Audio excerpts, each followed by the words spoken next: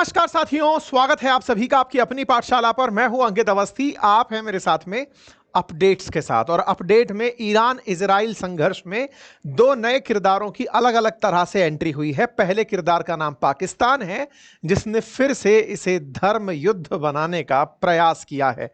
Just before, जब भारत के case में इंडिया और पाकिस्तान के बीच में क्लैशेस शुरू ही होने वाले थे, पहलगाम में आतंकी हमला होने ही वाला था, आसिम मुनीर ने जैसे टू नेशन थ्योरी और धर्म के ऊपर बयान दिया था, आज पाकिस्तान उसी तरह से और खुलकर सामने आया है और सभी पाकिस्तान के सभी मुसलमानों को और दुनिया के मुस्लिम राष्ट्रों को आह्वान दिया गया है कि हमें ईरान के साथ इकट्ठा हो जाना चाहिए, अदरवाइज हर देश का यही हाल करेगा इजराइल। तो क्या आने वाले समय में पाकिस्तान के आह्वान पर सारे मुस्लिम राष्ट्र एक हो जाएंगे, एक दूसरे के खिलाफ जो इनके गिले शिकवे हैं उन्हें मिटाकर सऊदी और ईरान साथ होकर इजराइल के खिलाफ संघर्ष करेंगे? आज के सेशन में जानेंगे। साथ ही साथ क्या इजराइल अब तक अमेरिका का साथ पा लिया है या फिर पाने की कवायद कर रहा है? क्या हम यह भी जान पाएंगे कि अमेरिका इजराइल को अपने व्यापारिक हितों के लिए मिडिल ईस्ट में कहीं अकेला छोड़ने की तैयारी तो नहीं कर रहा है? सारी चर्चाएं आज के सेशन में, लेकिन उससे पहले युद्ध से जुड़े अपडेट जान लीजिए। जैसा आप जानते हैं कि ईरान और इजराइल पिछले 48 घंटे से अधिक से संघर्ष में है। अब आने वाले समय में पता चले कि इसे भी डिस्टरबेंस कह दिया जाए तो मैं वॉर शब्द को थोड़ा संभाल कर इस्तेमाल कर रहा हूं। जैसे भारत पाकिस्तान के बीच जो भी था उसे बाद में देश के लीडर्स ने वॉर शब्द से इनकार करते हुए कहा नहीं, बस यूं ही था, छुटपुट था। तो चलिए फिलहाल के लिए आज इसे वॉर मान लेते हैं। बाद में इसे जब नेता लोग कहेंगे नहीं वॉर नहीं था, बस ऐसे ही कुछ था, तो हम इसको ऐसे ही कुछ कह देंगे। तो फिलहाल के लिए वॉर पर चर्चा चल रही है ईरान इजराइल के, और इस वॉर की तैयारियों में हमें एक बार के लिए ये फीलिंग आने लगी है कि ये शायद आजकल में खत्म हो जाए। आजकल होते होते 48 घंटे तो बीत चुके हैं, ये खत्म होने का नाम नहीं ले रहा है। ईरान रिटेलिएट कर रहा है, इजराइल फिर कार्रवाई की प्लानिंग कर रहा है। ऐसे में इजराइल के द्वारा ईरान के न्यूक्लियर साइट और डिफेंस इस्टेब्लिशमेंट्स को टारगेट किया जा रहा है। वहीं ईरान द्वारा इजराइल पर, जो कि छोटू सा है, उसके शहरों को और सिविलियंस जहां निवास कर रहे हैं उन्हें टारगेट किया जा रहा है। अपने अपने पक्ष दोनों के हैं। इजराइल कह रहा है कि हमने न्यूक्लियर संभावित हमलों को रोकने के लिए यह किया, और ईरान कह रहा है कि हम इजराइल को मानते ही नहीं हैं, ये जियोनिस्ट रेजिम होनी ही नहीं चाहिए, हम सबको टारगेट करेंगे। दोनों बढ़िया से संघर्ष में हैं। दोनों के संघर्ष में चिंताएं पड़ोसियों की हैं। एक तरफ सीरिया, एक तरफ जॉर्डन, उनके ऊपर से उड़ उड़ करके मिसाइलें जा रही हैं, फ्लाइट जा रही हैं, और वो समझ ही नहीं पा रहे हैं कि हमारे ऊपर से जा रहा है, कोई मान क्यों नहीं रहा है। ऐसे में दोनों देशों ने अपनी अपनी तरफ से, जॉर्डन और सीरिया ने नो फ्लाई जोन डिक्लेयर तो कर दिया है कि साहब हम पे से मत निकलना, अगर हम निकले और हमने आपको मार दिया तो फिर मत कहना। मतलब यह है कि इस युद्ध में संभव है कि सीरिया और जॉर्डन भी शामिल हो जाएं। जॉर्डन हालांकि खुद से शामिल नहीं होगा, जॉर्डन को शामिल कराने में अमेरिका का बड़ा हाथ होगा। हो सकता है कि इजराइल से पहले ही जॉर्डन को एक वॉल के रूप में तैयार कर दिया जाए। देखना होगा जॉर्डन जो अब तक शांत था, क्या उसका भी कोई बड़ा योगदान होगा। खैर, इन तमाम चीजों के बीच में एक और घटनाक्रम हुआ। पुतिन कल ट्रंप को फोन मिलाकर कह दिए कि सुनो, जो हो रहा है ठीक नहीं है। इसका मतलब कहीं ना कहीं ईरान के पक्ष में एक माहौल बनता जा रहा है, और ईरान के पक्ष में बनते इस माहौल में पुतिन ट्रंप को फोन करके रशिया यूक्रेन पर कम जानकारी देते हैं और ज्यादा जानकारी ईरान पर मांग लेते हैं कि आप क्या कीजिएगा। कुछ समय पहले ही मैंने जो सेशन किया था उसमें कहा था कि चीन ने ईरान के लिए इजराइल की निंदा की है कि तुमने ये गलत किया है। इसका मतलब चीन, रूस धीरे धीरे ईरान के साथ आते जा रहे हैं, और ऐसे में खुलकर पाकिस्तान का बयान आना यहां पर फिर से एक अलग ही सुगबुगाहट कर रहा है। ऐसे में ट्रंप ने अपने द्वारा ये जानकारी सबको दी कि हम पर पुतिन का फोन आया था, हमने उस फोन को रिसीव किया, वगैरह वगैरह। ताजा युद्ध के अपडेट यह हैं कि ईरान ने इजराइल पर मिसाइल चलाई जिससे 8 लोगों की जान अब तक जा चुकी है, ऐसा अल जजीरा कह रहा है।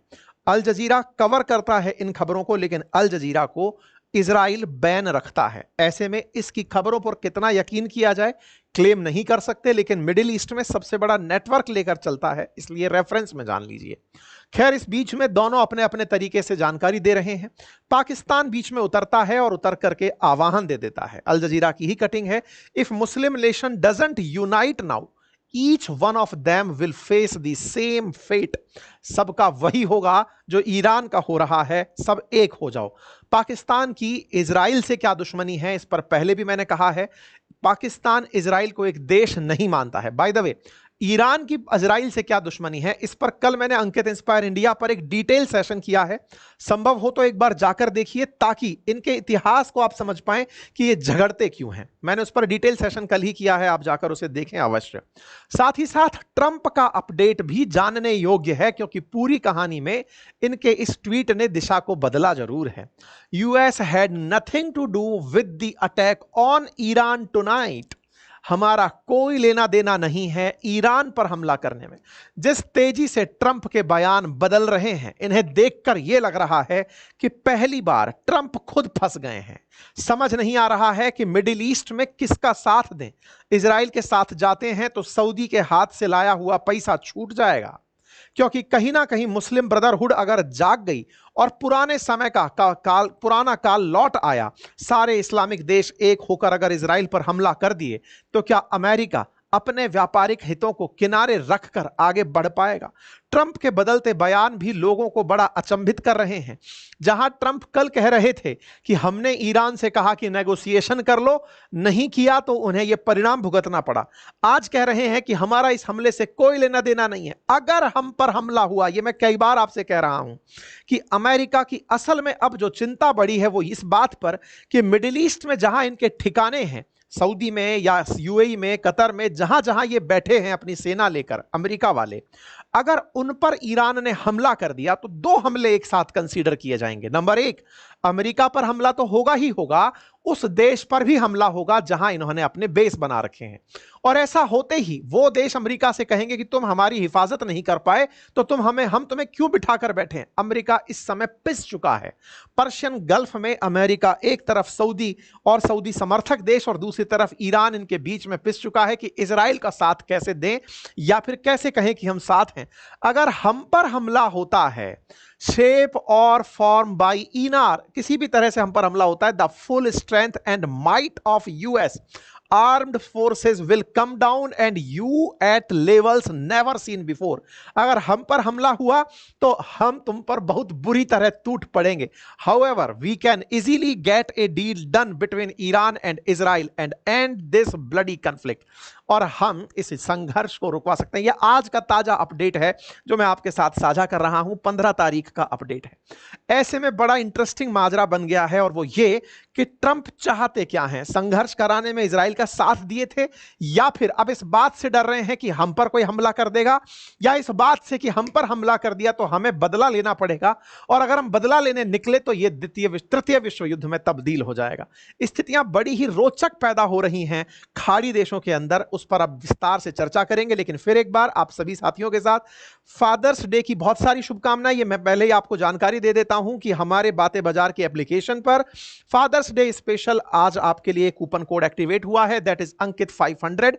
हमारे स्टॉक मार्केट का बेसिक फाउंडेशन कोर्स, जिससे आपको बेहतरीन समझ विकसित होती है, और म्यूचुअल फंड का डिटेल कोर्स। और मैं आपको फिर से यह जानकारी दे दूं कि अब म्यूचुअल फंड पर हम आपके साथ वो सेमिनार्स भी कर पाएंगे, वो जानकारी भी दे पाएंगे कि आपको कौन सा म्यूचुअल फंड लेना है, कौन सा नहीं लेना है, क्योंकि अब मैं अधिकृत हो चुका हूं, परीक्षा पास कर लिया हूं।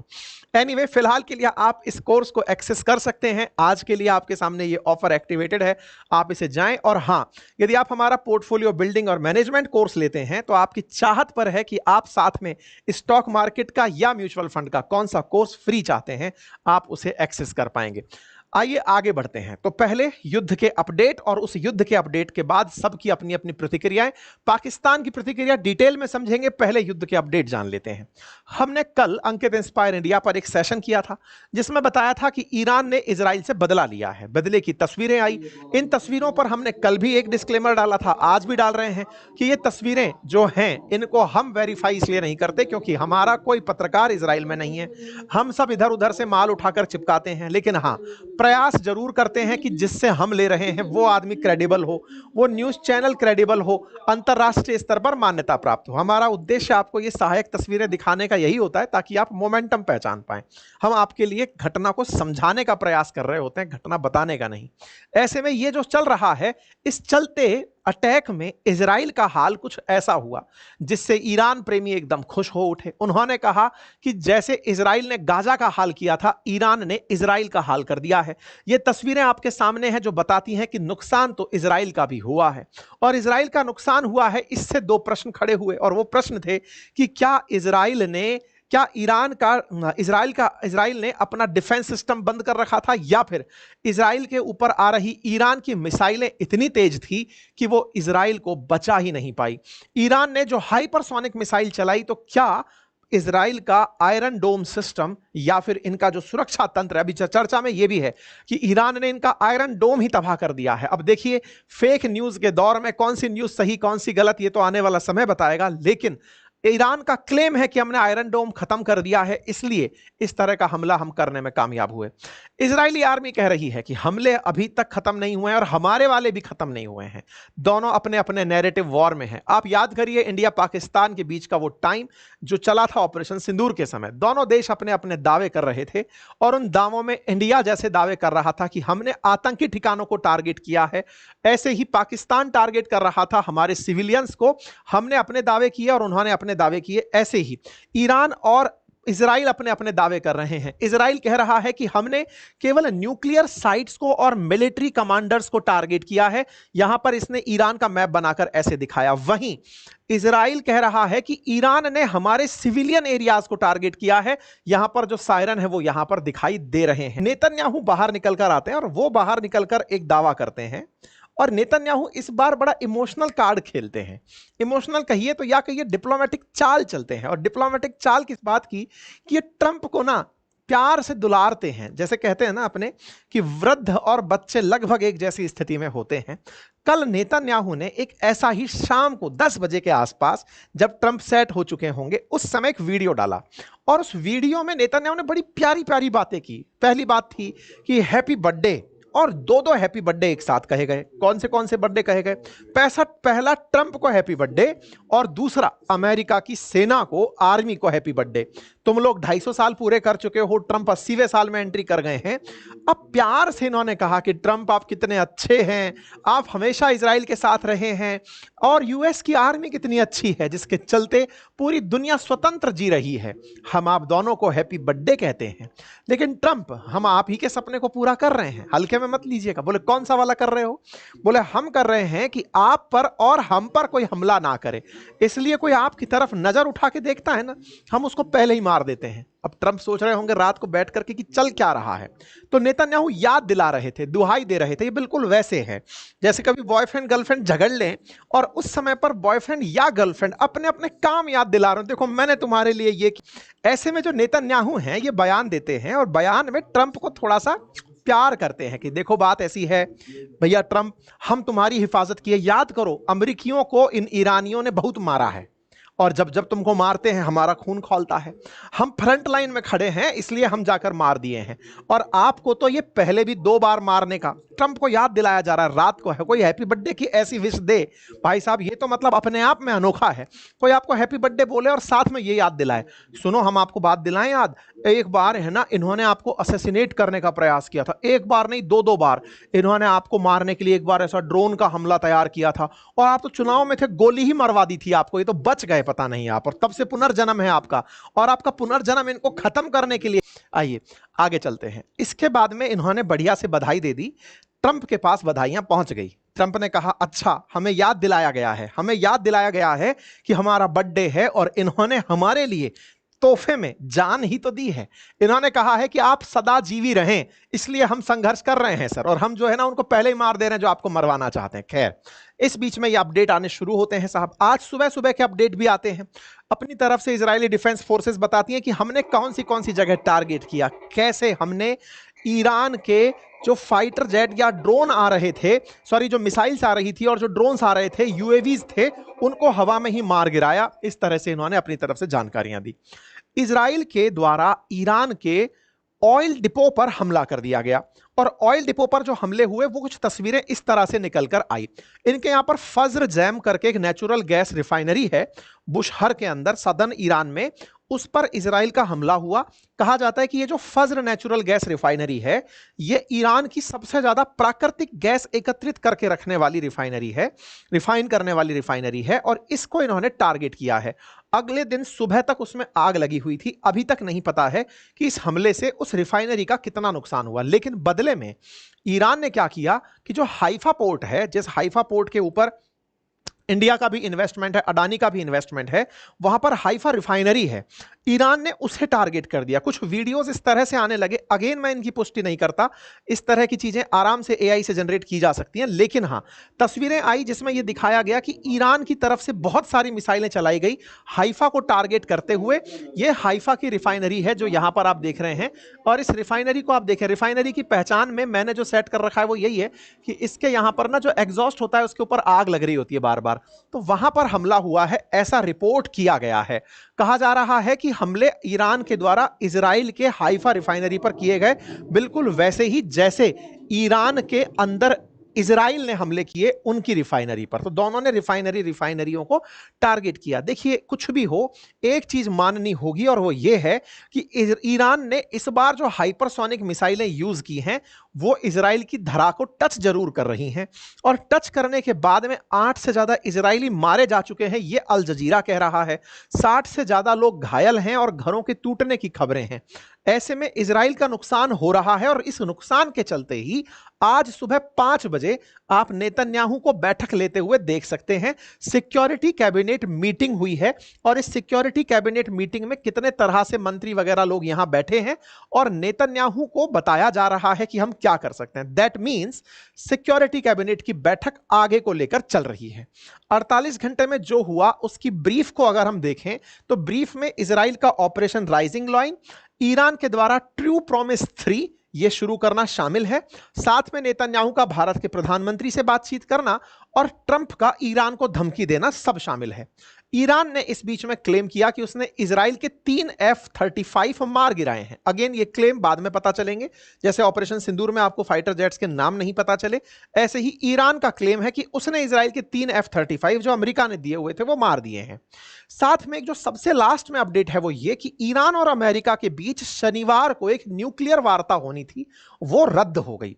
आपको याद होगा कि ट्रंप लगातार ईरान के संपर्क में थे कि आपके यहां पर जो न्यूक्लियर साइट काम कर रही हैं उनके लिए आप मुझसे एक बार डील कर लो, अगर आप डील कर लोगे तो मैं इजराइल को आप पर हमला नहीं करने दूंगा। हुआ ये कि ट्रंप इनसे बातचीत करने के लिए शनिवार के इंतजार में थे, और उन भाई साहब ने शनिवार का इंतजार नहीं किया, उन्होंने शुक्रवार को ही अपनी तरफ से हमले ईरान पर कर दिए।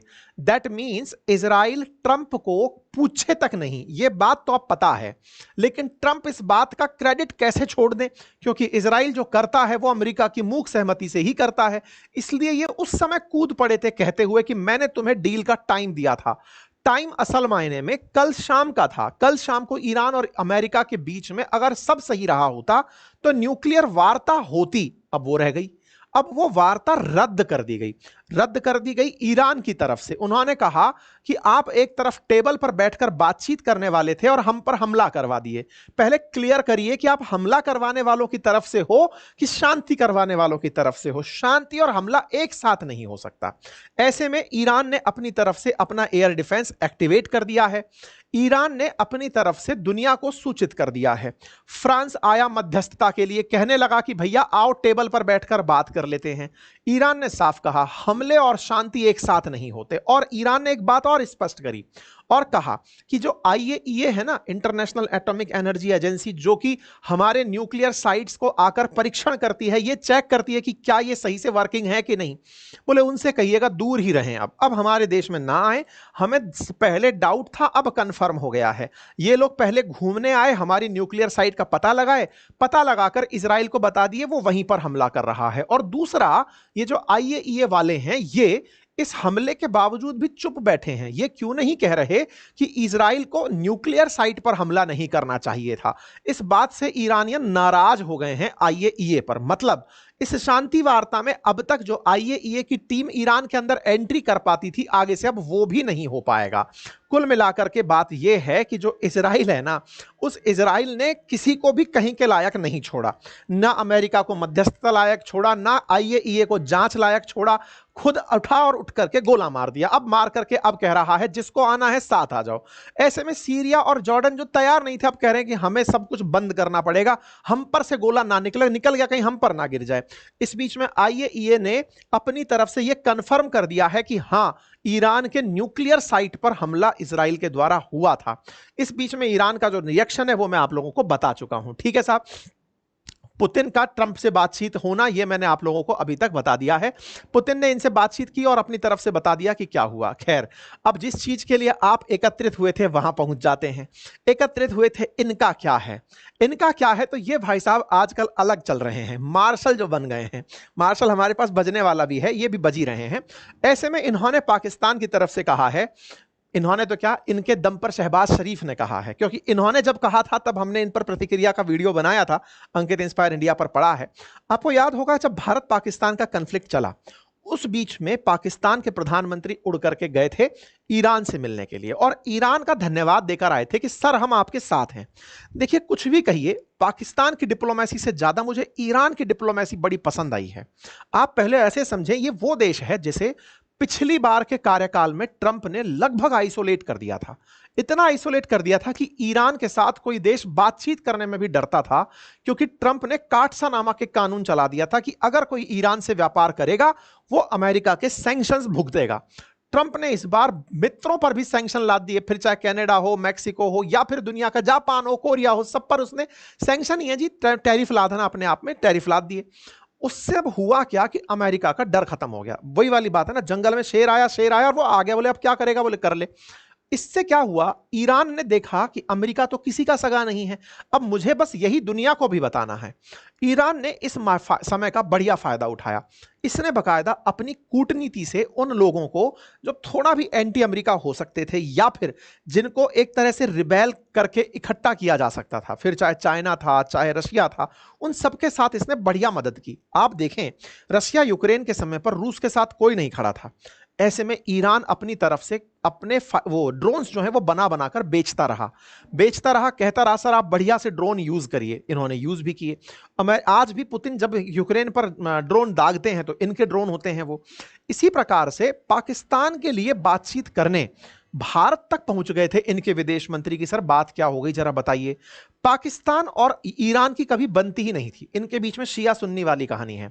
जो ईरान है वो शिया मुसलमानों का देश है और पाकिस्तान सुन्नी बहुतायत है। लेकिन ये दोनों एक साथ बातचीत में क्यों खड़े हो गए? क्योंकि असल में चाहता था ईरान कि अमेरिका कभी पाकिस्तान का उपयोग ना कर ले, कहीं ऐसा ना हो कि ईरान पर हमला करने के लिए पाकिस्तान को साथ ले लिया जाए कि तुम्हारी सरजमी का उपयोग हम करके ईरान पर हमला करेंगे। ईरान पहले ही पाकिस्तान पर हाथ फेर दिया, जबकि उल्टा समझिएगा, पाकिस्तान 150 से ज्यादा न्यूक्लियर बम लेकर बैठा है, वहीं ईरान न्यूक्लियर बम बनाने की तैयारी में है। बड़े हैंड पर ईरान नहीं पाकिस्तान है न्यूक्लियर बम के हिस्से में अगर बात की जाए। क्यों? क्योंकि भाई असल में बम के लिए ही तो सारे झगड़े हो रहे हैं कि ये बम बना लेगा। पाकिस्तान कह रहा है अबे हम बना के बैठे हैं, हम पर कोई हमला कर दे रहा है, तुम उसे काउंट नहीं कर रहे हो। ये बड़ा इंटरेस्टिंग है। दुनिया के लोग जो आज इस पूरे घटनाक्रम को देख रहे हैं उन्हें इस नजरिए से भी देखना चाहिए। मैं क्या नजरिया दे रहा हूं ध्यान से समझिएगा। इजराइल ईरान को मार किस लिए रहा है कि ये बम बना लेगा। पाकिस्तान कह रहा है अबे 150 थे तब भी इंडिया मार गया, पावरफुल इजराइल नहीं इंडिया निकला, तुम ये समझो। उन्हें इस बात का भी डर नहीं है कि हमारे पास न्यूक्लियर बम है, न्यूक्लियर बम केवल अलमारी में बंद है, कुछ नहीं हो पाया। पाकिस्तान ईरान के पास पहुंचा और कहा कि सर देखिए आपने जो हमारे साथ सॉलिडरिटी दिखाई वो बहुत बढ़िया थी। पाकिस्तान जाकर असल में रोया इनके सामने कि सर देखिए हमको इन्होंने गांठा ही नहीं कि हमारे पास न्यूक्लियर बम है। कह रहे थे तुम डालोगे तो तुमसे कई गुना बड़ा हमारा देश है, माना आधा देश खत्म हो जाएगा लेकिन तुम तो हमेशा के लिए खत्म हो जाओगे।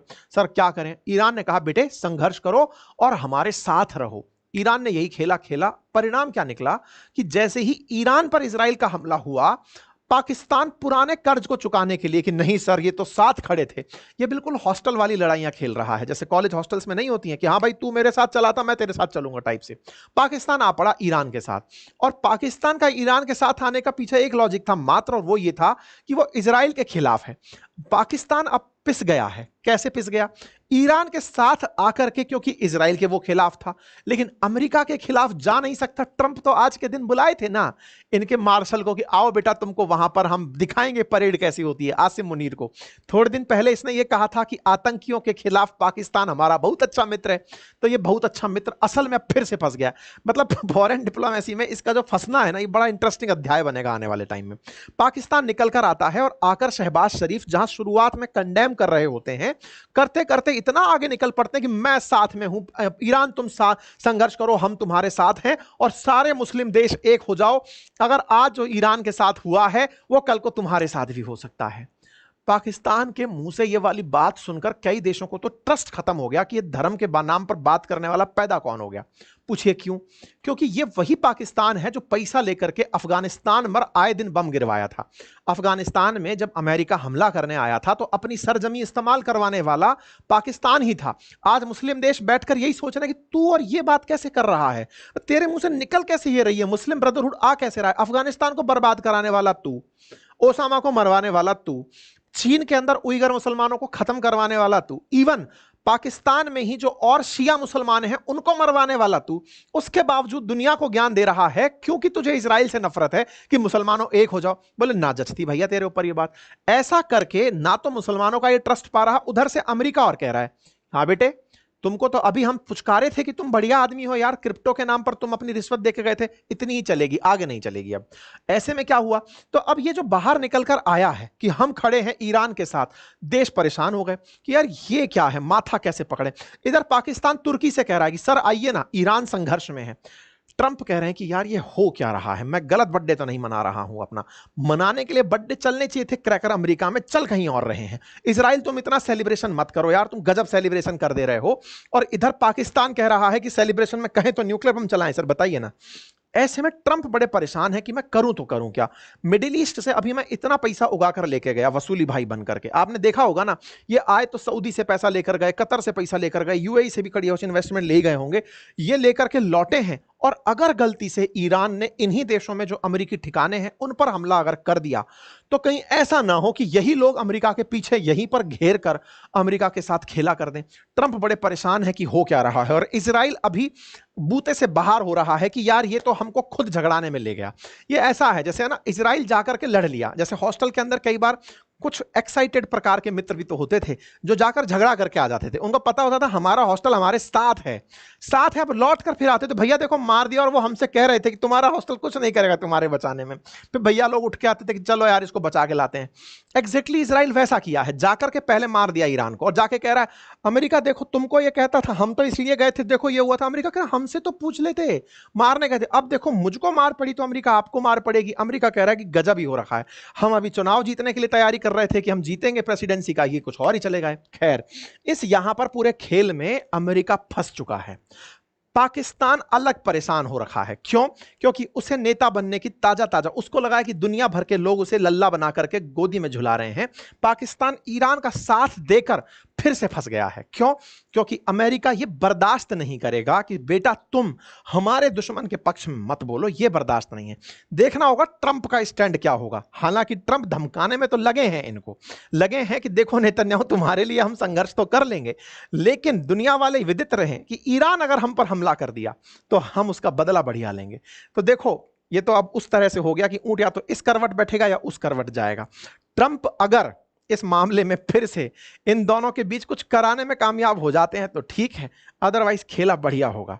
और उस बढ़िया खेले में वर्ल्ड वॉर 3 की जो सुगबगाहट आप लोग फील करते थे वो दिखाई दे सकती है। क्योंकि शिया सुन्नी एक अगर हो गए तो ये मतलब समझिए कि अमेरिका की डिप्लोमेसी फेल होने जैसी कहानी कही जाएगी। ठीक है, चलिए फिलहाल के लिए इतना ही। आप अपनी तरफ से आपकी क्या राय है कमेंट बॉक्स में जरूर बताएं। चैनल पर नए हैं तो सब्सक्राइब कर लें, अपनी राय कमेंट बॉक्स में अवश्य छोड़ें। फिलहाल और हाँ, ये सेशन कल वाला जरूर देखिएगा क्योंकि आज के समय पर जो चल रहा है उसे समझने के लिए कल मैंने अंकित इंस्पायर इंडिया पर एक सेशन बनाया था कि दोनों के बीच आफ्टर ऑल दुश्मनी क्या है, ईरान और इजराइल के बीच। आप उसे जरूर देखें। Thank you so much.